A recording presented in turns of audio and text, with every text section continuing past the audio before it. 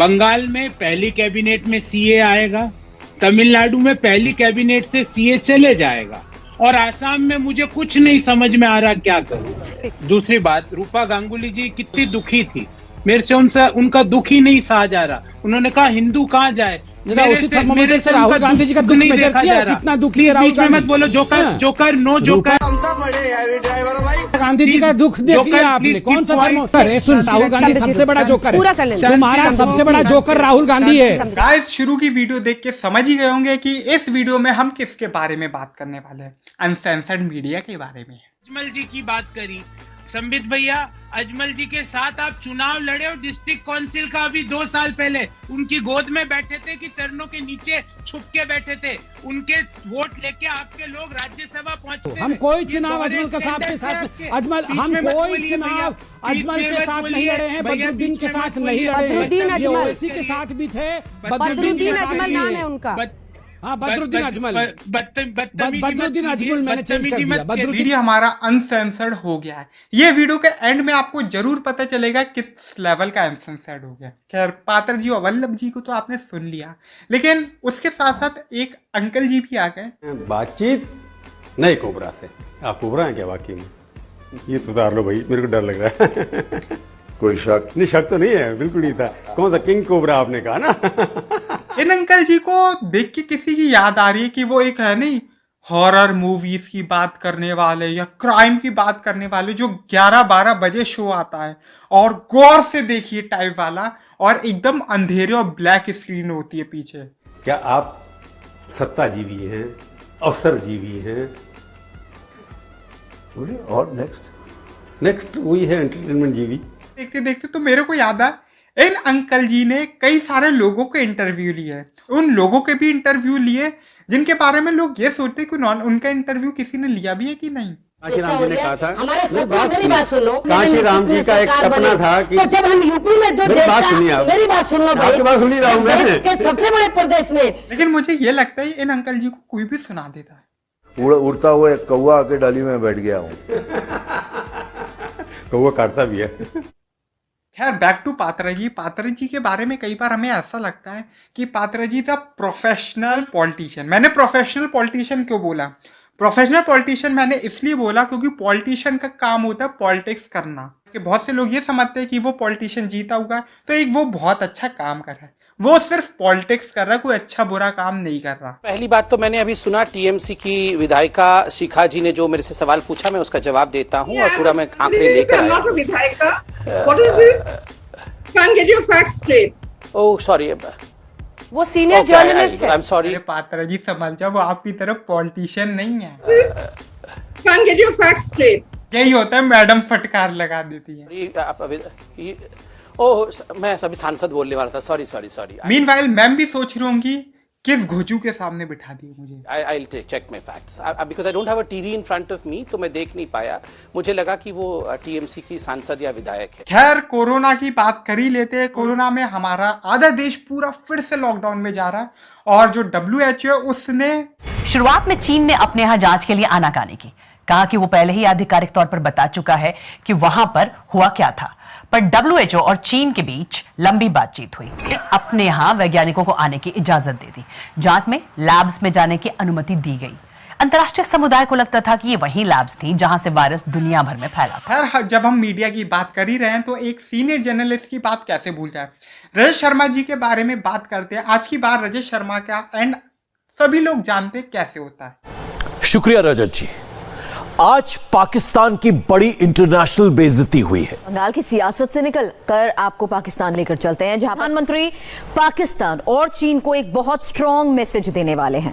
रजत जी का एक favourite topic है कि वो पाकिस्तान के नाम से ही पैसा कमाते हैं, लेकिन ये एक BBC की रिपोर्ट है कि जो दिखाते हैं कि हिंदुओं के साथ ये हो रहा है, लेकिन एक रिपोर्ट या वीडियो कह लो जिसमें हमें कुछ इंसानियत देखी। जो भाई हैं वो सारी जब यहाँ से गुजरेंगे तो उनसे ऊपर हम गुल की निछावर करते हैं और रंग भी लगाते हैं और इनकी खुशियों में हम शामिल हो जाते हैं। मतलब देखो, जैसे हमारे यहाँ के हिंदू क्रिसमस भी बनाते हैं, माइनॉरिटीज को सपोर्ट करते हैं, उसके साथ साथ महावीर जयंती पे भी वो हॉलीडे होती है, उसके साथ साथ ईद में भी बधाइयाँ देते हैं, उसी तरह जो उधर के मुस्लिम हैं वो भी होली दिवाली बनाते हैं। लेकिन जब पाकिस्तान की बात कर रहे हैं तो पाकिस्तान के एक सीरियल की भी बात करते हैं। हमारे एकता कपूर है जो ड्रामा करती है, लेकिन यू वॉन्ट बिलीव उधर कोई है जो एकता कपूर की भी माँ है। इस चांद का टुकड़ा सबसे पहले यहाँ पे लेके आएगा वो मेरा शौहर बनेगा। चांद का टुकड़ा? एक बंदा वाकई में चांद ले आया। ये बहन चो सारे मिलके हमको पागल बना रहे हैं, मादर चौथ के बच्चे इतने गांड फटी के कि भक्ति और पागलपन में अधिक अंतर नहीं होता। 400 मीटर लंबे एवर गिवन जहाज को निकाला गया। Ever given ship evergreen company का निकल गया और कुछ लोगों ने मोदी जी को टैग किया कि मोदी जी ने निकाला है। इस सज्जन को क्या तकलीफ है भाई, क्या तकलीफ है इनको? लेकिन क्या आप जानते हो उस शिप के अंदर जितना भी क्रू था सब इंडियन था। और मीनवाइल जब वो शिप निकला तो कुछ ये हॉर्न बजा। खैर एक लड़की की फोटो बड़ी ही वायरल हो रही है। इस लड़की को जब ध्यान से देखा कि ये लड़की कौन है तो पता चला ये लड़की नहीं लड़का है, ये तो हमारा बीएनडी है। शुद्ध सियासी धर्म युद्ध थोड़ी मर्यादा रखिए। ने दारू की एज 25 से घटा के 21 कर दिया। ये पहली बार था कि पूरे देश को पता चला कि दारू की भी एक एज होती है। होली पे पीते हुए पकड़ा गया बीएनडी। भाई पार्टी हो रही है, पार्टी हो रही है। जो भी विकास हो रहा है दारू में ही हो रहा है। सब अपना खेला करते हैं जी। खैर मीडिया की बात करते हैं तो मीडिया में मोदी जी की वफादारी, वाह वाह वाह वाह। रूबिका जी और कौवे की बात देखो।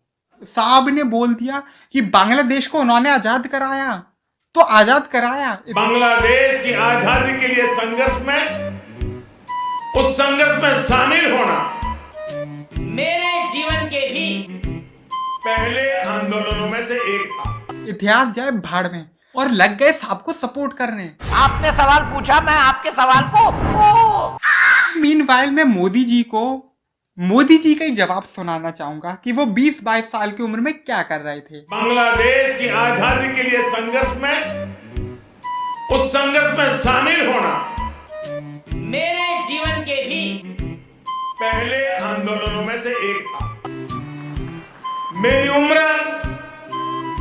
20-22 साल रही होगी। सारे नए नए अनुभव होने लगे, हिमालय की दुनिया में चल पड़ा, बहुत कुछ भटका, बहुत कुछ घुमा, दुनिया देखी और ये सब 18-20 साल 22 साल की उम्र में ही करता रहा मैं। झूठ बोलो, बार बार झूठ बोलो, जो भी बोल सकते हैं सब झूठ बोलो, जहां भी बोल सकते हैं झूठ बोलो।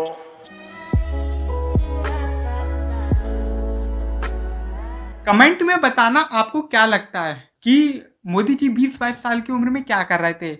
बांग्लादेश में थे, उसे आजाद करा रहे थे, या हिमालय की चोटी में थे, न्यासी बन गए थे, या फिर अपने सपनों की दुनिया में थे। खैर एक आदमी ने बहुत बेहतरीन बात कही थी। मोदी जी के नाम पे वोट पड़ रहा है और केजरीवाल के काम पे वोट पड़ रहा है। नंबर 1 समझने की कोशिश, मोदी जी के नाम पे वोट क्यों पड़ रहा है? क्योंकि आप लोग 24 घंटे मीडिया वाले मोदी जी की आरती उतारते रहते हो बैठ के। मोदी जी जब गंगा पे आरती कर रहे थे तो 24 घंटे आपने वही दिखाई, आरती दिखाई। अब मैं भी आरती करता हूं, मेरी भी दिखाओ। अब लोग प्रोमो कर रहे तो जी ने कहा कि हम कैसे पीछे रहे। साहब मेरा सवाल वापस आपके पास। आई एम नॉट इंटरेस्टेड यार, मुझे सुनना ही नहीं है। आपने इस महत्वपूर्ण की कोई ऐसे विषय को हाथ ही नहीं लगाता है। आपने कैसे कहा? हालांकि सब जानते हैं कि तिहाड़ी की दल्ले की तब जली थी जब जिस टीआरपी के लिए वो रेस में दौड़ रहा था उसे एंड में ये पता चला जिस टीआरपी के लिए वो लड़ रहा था उस रेस में तो वो था ही नहीं। टीवी स्टूडियो के बाहर कोई पकौड़े बेचता है और शाम को 200 रुपया कमा करके घर जाता है, उस व्यक्ति को आप रोजगार मानोगे कि नहीं मानोगे? पढ़े वाले बात पे पता है बहुत से लोग ऑफेंड हुए कि क्या तिहाड़ी ये भी नहीं पूछ पाया कि कोई बंदा पीएचडी या फिर प्रोफेशनल कोर्स करने के बाद पकौड़े का रेडी लगाएगा। जनता को आप मूर्ख समझना बंद कर दीजिए। एक बात कहूंगा, ये लोग तब भी थे अब भी है, लेकिन बीच में कुछ हुआ था। दोनों संपादक जेल भी जा चुके हैं। मामले में दोनों संपादक जेल भी जा चुके हैं। देखो इस पॉलिटिक्स में जो हिंदू मुस्लिम पॉलिटिक्स चल रही है बंगाल में भी चल रही है। देखो मैं कोई बुरा नहीं कह रहा हूँ कि जय श्री राम बोलना बुरा है या फिर महाकाली का नाम लेना या फिर किसी भी भगवान का नाम लेना बुरा है। लेकिन जब आप बंगाल में इलेक्शन की बात कर रहे हो, उधर के लोगों की बात कर रहे हो, तो जय बांग्ला बोलो, क्योंकि जो जय बांग्ला है उसका कोई रिलीजन नहीं है, कोई धर्म नहीं है, कोई कम्युनिटी नहीं है। जय बांग्ला सिर्फ उधर के लोगों को रिप्रेजेंट करता है। तो आई थिंक कि किसी भगवान का या किसी रिलीजन का नाम जोड़ना शायद से गलत है, क्योंकि ये डाइवर्ट करता है, एक डाइवर्जन क्रिएट करता है। और नस्लों का करे, हम और आप सब इंसानी नस्ल के हैं। पेड़ पौधों की एक नस्ल होती है, पशु पक्षियों की एक नस्ल होती है, वैसे ही इंसानों की भी नस्ल होती है जिसको हम बांट रहे हैं। तो नस्लों का करे जो बंटवारा, रहबर वो कौम का ढोंगी है। लेकिन हमारे गेंडर स्वामी अलग ही लेवल है, हरा रंग मत लगाओ। अब ये समझ में नहीं आ रहा है कि ये तरबूज किसके हिस्सों में आएगा। ये तो बेचारा ऊपर से मुसलमान और अंदर से हिंदू रह जाएगा। टॉपिक जब हम आज तक की न्यूज पढ़ रहे हैं तो आज तक के बारे में एक और चीज पढ़ लेते हैं। कुल मतदाता 7 करोड़ 32 लाख, कुल महिला मतदाता 43 करोड़ 59 लाख। मतलब जितनी उत्तर प्रदेश की खुद की आबादी भी नहीं होगी उससे ज्यादा महिला की है। उसके बाद पुरुष मतदाता 3 करोड़ 73 लाख। इसका सेक्स रेशियो तो अलग ही लेवल जा रहा है। हमने आपको पिछले हफ्ते एक वीडियो दिखाया था, JP Nadda. Many things, many incidents that proves that the Godi media is porn now. It has been uncensored. Should be age restricted. मतलब 18+ छोड़ो, 21+ कर दो। Now आज तक की जब बात कर रही हूँ तो आज तक पे एक इंसिडेंट हुआ। शुभेंदु थे जिनकी कार पर हमला हुआ है और शुभेंदु की बात रंडी कहाँ है? यह कोई रंडी कहाँ है? अगर इनके सारे ऐसे मूवमेंट्स निकाल लिए जाए तो आशुतोष राणा और अनुराग कश्यप दोनों शर्मा जाए। जिनकी कार पर अमेरिका का दलाल बहनचोद थोड़ी मर्यादा रखिए। बोलिए, पत्रकार हूँ, बोलिए कि जूतियां सीधी करने वाले पत्रकार हूँ। मैं आपके सवाल को गाइस बस इतना ही। इस वीडियो को लाइक कीजिए, शेयर कीजिए ज्यादा से ज्यादा और मेरे चैनल को सब्सक्राइब कर दियो। कमेंट में बताना आपको वीडियो कैसा लगा और ये भी बताना कि आपको क्या लगता है ऐसा कौन सा न्यूज चैनल है कुछ ज्यादा ही अनसेंसर्ड हो रहा है या जिसपे कुछ ज्यादा ही 12 बजे से पूरे देश में घरों से बाहर निकलने पर पाबंदी लगाई गई है।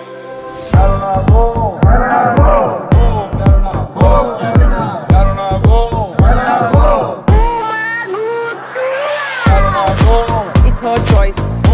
पहली फुर्सत में निकाल